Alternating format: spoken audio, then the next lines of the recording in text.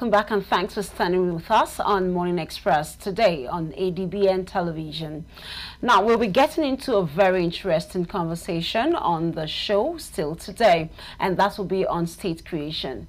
In Nigeria, state creation has been a very, very important topic of discourse. As we've seen, even at the National Assembly, there's been calls by different people to create more states in the country. However, with this comes the issue of economic stability and regional inclusion. These will be what we'll be looking at today on the show. And joining me this morning to have this discussion, I have Barrister Clifford Thomas, who is a legal practitioner. Good morning to you, Barrister. Good morning. It's nice to be here. And I also have good morning, viewers. Oh, very well, thank you. And I also have with me also Mr. Zari Yusuf, the spokesperson, Big Tent, who is a governance advocacy group. Good morning to you. Good morning. Good morning, viewers. It's time to get into the conversation. I'd like to hear your view, Barrister Thomas, when we talk about state creation as it's been on the front burner in the country. For you, what's your take? Do you think Nigeria is at the point where we need more state creation? Well, if Nigeria is actually a true federal establishment or federal a country practicing federalism, it ought to have component parts. And those component parts are actually the states, the region, or the province. Well, they say Nigeria is a federal state. I still have my doubts, because in practice we do a lot of unitary model.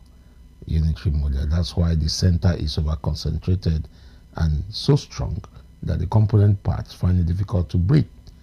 But even the component parts, including the local government, which are part of the state system, you also notice that until recently, when the Supreme Court judgment was given, they didn't have that elixir of freedom to operate as development centers. Rather, they've been more of corruption centers. But states in Nigeria have never been created by the National Assembly, by civilians. States have always been created by the military establishment. And for this National Assembly, the 10th National Assembly, to push for state creation, if they try to meet that demands, there are more demands for states than we could economically work with. The viability of states, some people are saying that some states are not viable, or when those states are created, they may not be viable. I tend to disagree. There is no state in this country that does not have comparative advantage, economically, socially, politically, that does not have social advantage. If you take a state like Jigawa, for instance, Jigawa could harness the sun resources it has and export same or sell same to other states. By the time Jigawa state, for instance, is able to Jigawa, Yobe, and some other states which have the advantage of excessive sunlight, by the time they harness this, they could raise up to 30,000 megawatts of electricity, which could be sold, and they make their taxes, their monies from it. So there's no state that is not viable. It's just that the federal establishment or federal government over time has made the states to become lazy, weak, and overtly dependent by making them come to Abuja at the end of every month, capping and begging for resources. And we have always opposed it. Since I'm a civil society practitioner and a development practitioner, we have always opposed this. Allow states generate their resources. Allow states utilize their resources and pay a token for tax to the center. And the center could use that. Zamfara, it's not only Zamfara that has gold, but it has it in large quantity. So there are states that will be created, or that could be created, that will have more resources and better management of those resources. So, and it will lead more to better security for the people, because they know we are producing or using what we have to make our money, which we control. We only pay tax, which every other state will pay. Assuming the tax is 15%, you pay to the center. In Yobe State, for instance, they generate on a monthly basis, they generate more than 40 billion naira. They pay 15% of that, and 15% of that will be about 6 billion to the federation's account. So you have 34 billion left for you to use. So people will become more satisfied, and you'll be able to see the people in your state more, instead of waiting for this top-bottom approach. You do a bottom-top approach to development, and that way the people are more involved, and they'll be so involved culturally, politically, economically, anyhow you want to look at it, such that they are satisfied. There's that sense of optimal satisfaction, not marginal satisfaction that we have right now. Now, let me come to you, Mr. Yusuf. Well, it's often said that you cannot keep doing the same thing the same way and expecting same results. As it stands, there's been somewhat like a sledgehammer that is almost coming down on the state governors, as some people have said that state governors are not living up to their expectation at the time. Now, creating more states would mean having more state governors. So, do you think it is just what we need right now, with what we have on ground, with the behavior we have on ground with the state governors? You see,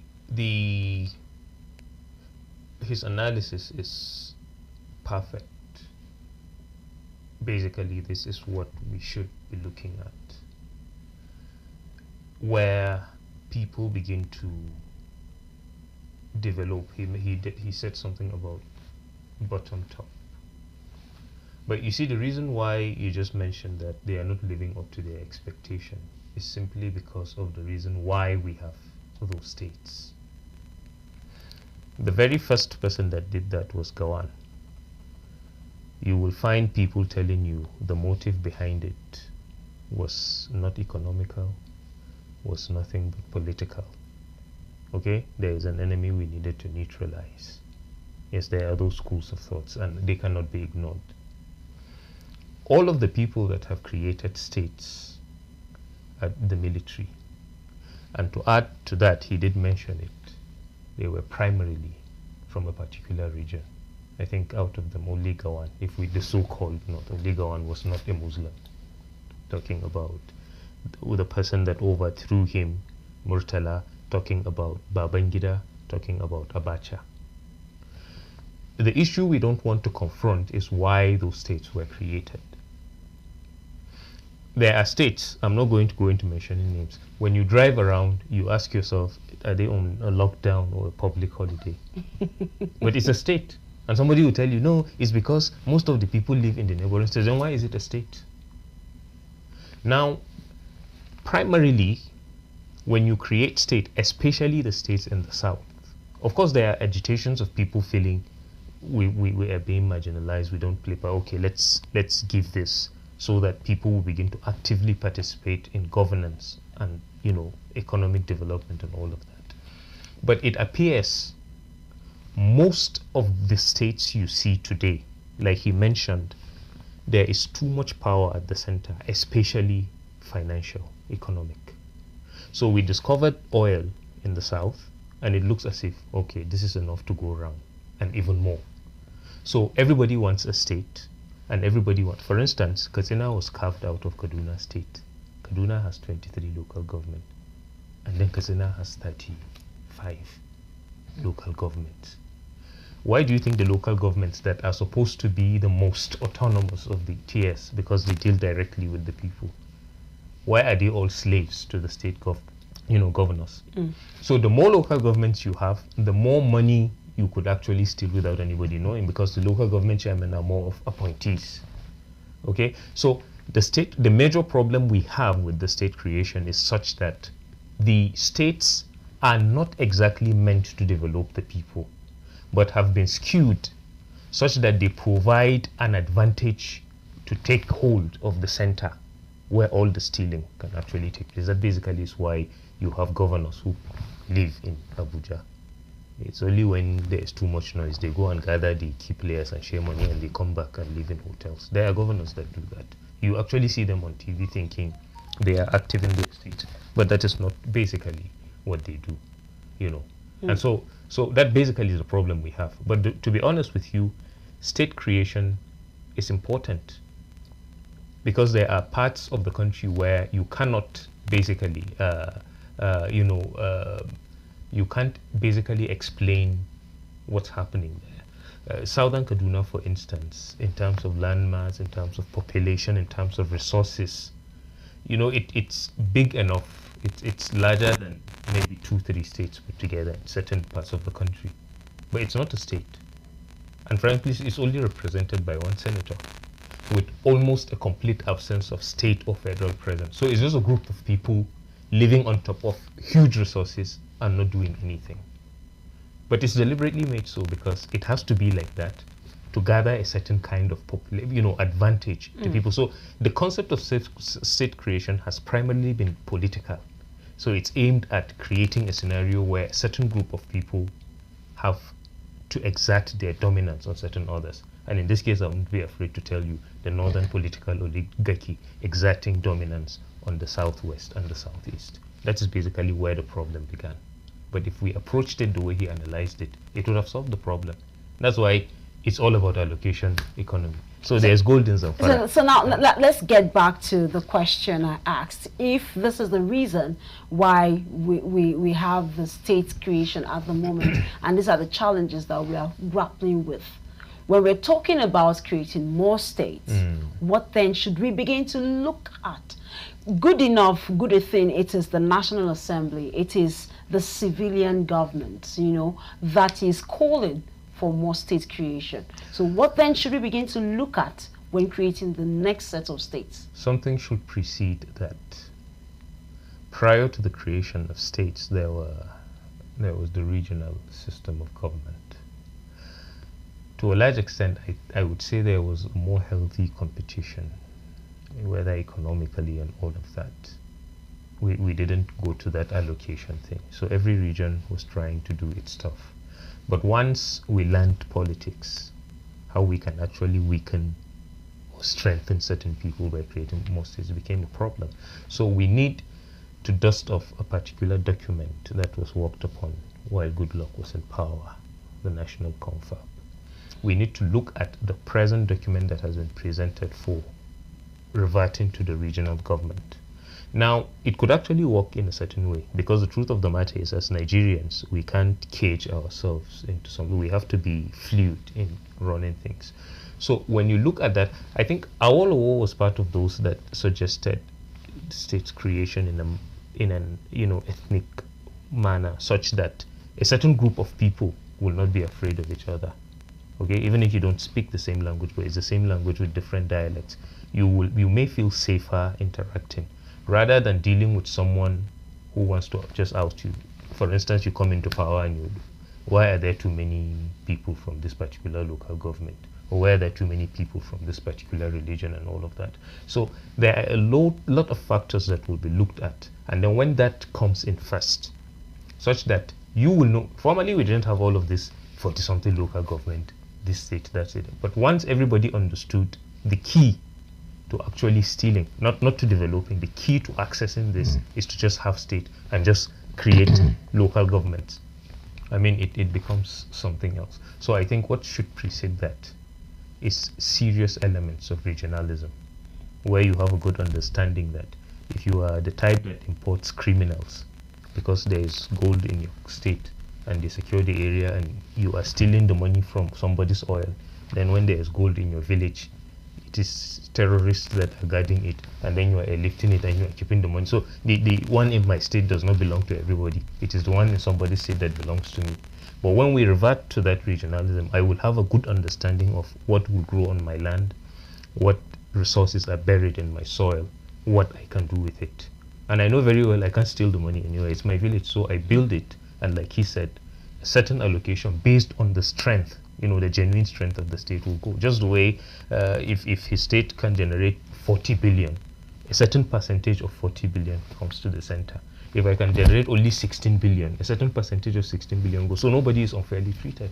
Yes. What will be your take on equitable development? You know, equitable development, let us define it. It means that development must be arrested in some places to wait for others to catch up with you. That's equitable development. And the federal character principle in the Constitution, which has been celebrated by some mediocres, yeah, that's right. you know, is one of those things that has arrested development in some areas. That's right. Development should be competitive, should be equitable. Equitable because you want to seize resources from one area to develop the other area, and that other area, area B, you are trying to develop with the resources from community A or state A, might even be destroying the product of the development itself.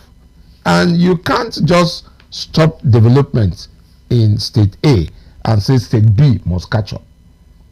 It's one of the most satanic thing we have done to ourselves.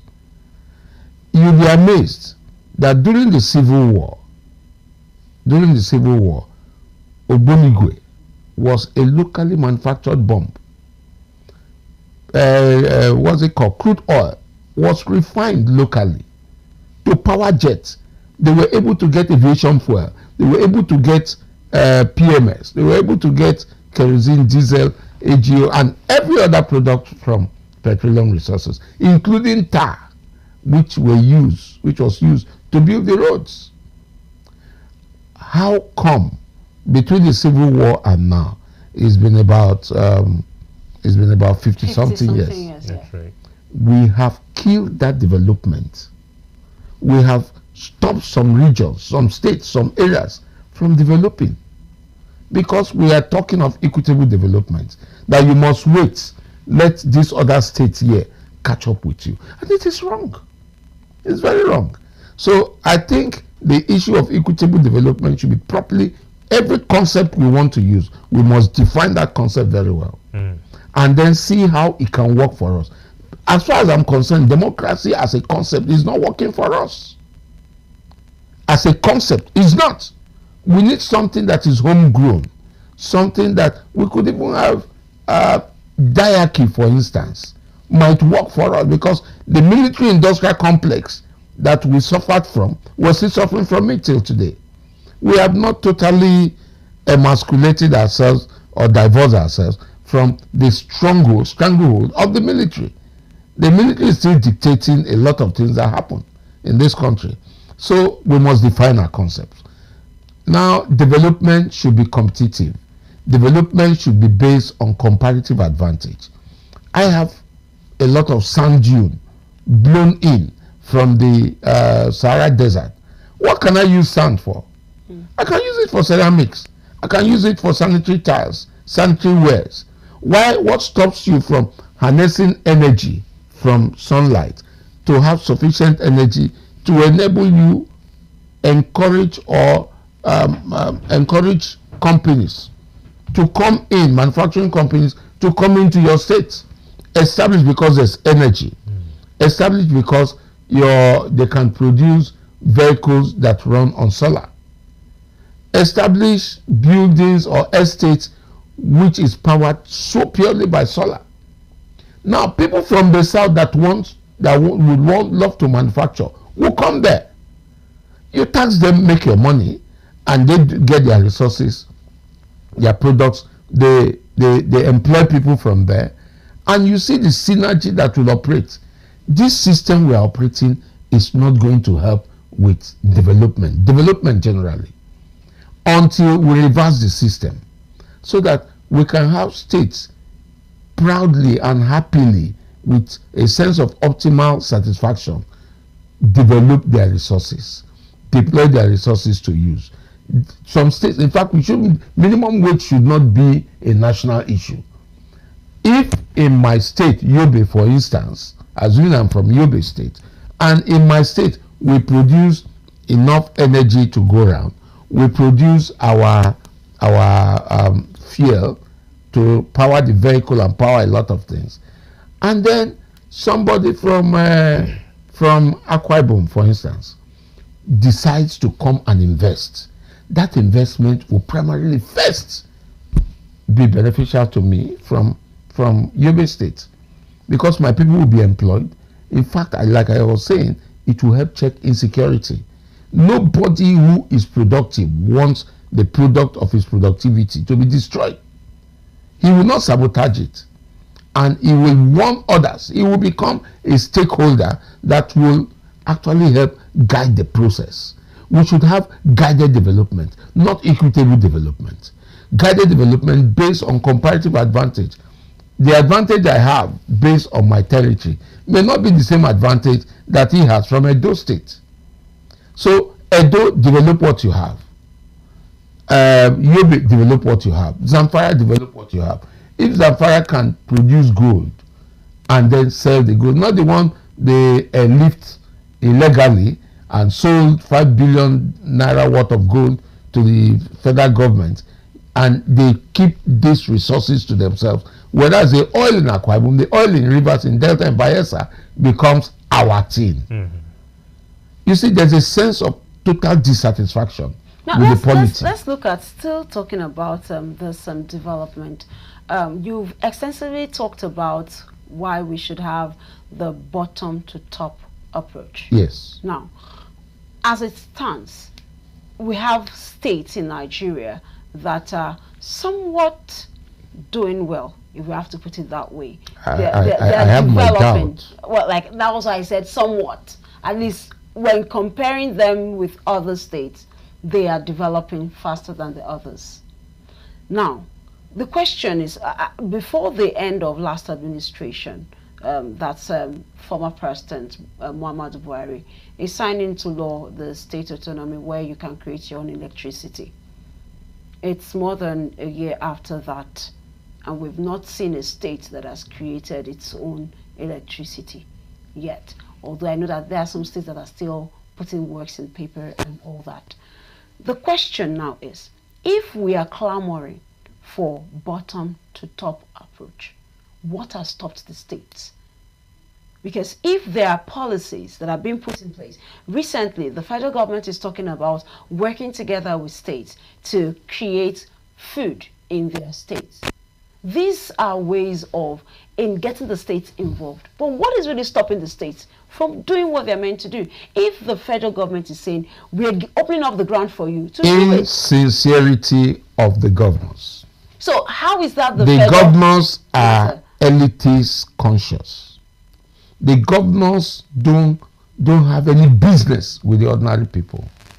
How many margarines have been integrated, grown up margarines, have been integrated into governance in states where they exist? How many street children, like we have in the South, have been brought into governance, have been conscientized to a point where they know that where I'm coming from is from the streets. So if I am representing them in government, I should be able to take governance or government to them. The rhetorics that they keep saying has been there since independence of Nigeria, that we are trying to, politicians promise things they cannot offer. And all the governors are politicians. They are not administrators. All the governors, I dare say, I stand to be corrected, and I will take up any challenge for a debate by any of them anywhere in this world. I don't want to say in the land of the dead, because I'm not dying so soon. I will take up any challenge and prove to them that their politicians are not administrators. Now, the federal government signed. In fact, we must commend President Muhammadu Buhari for that single act. He has kept a lot of things. He kept a lot of things in place, which the present government capitalized on.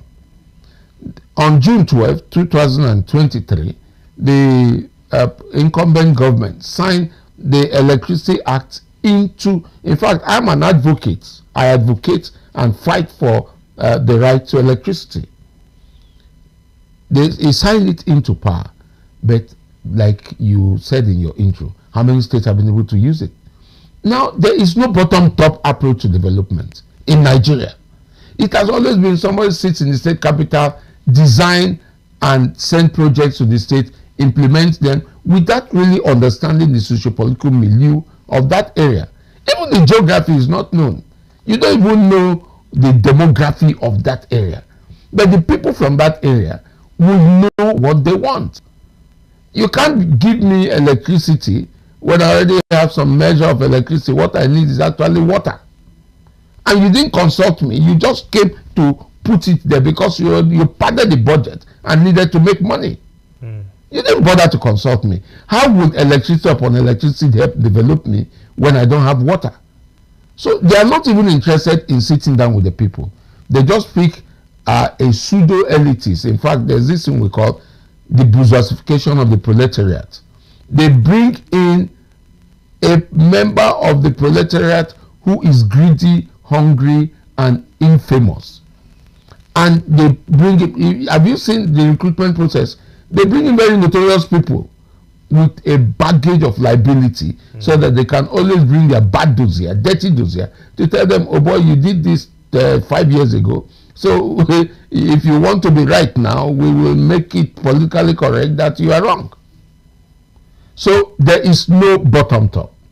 But the federal government, President Bola Ahmed Tinubu, I don't sing government. But if he's doing something good, I should be able to say, yes, I like this thing he's doing. He signed that bill into law, and the governors have refused bluntly because they still love getting handouts from the federal government every month. He signed it into law. I come from Akwa Ibom State. I'm an indigenous of Akwa Ibom State.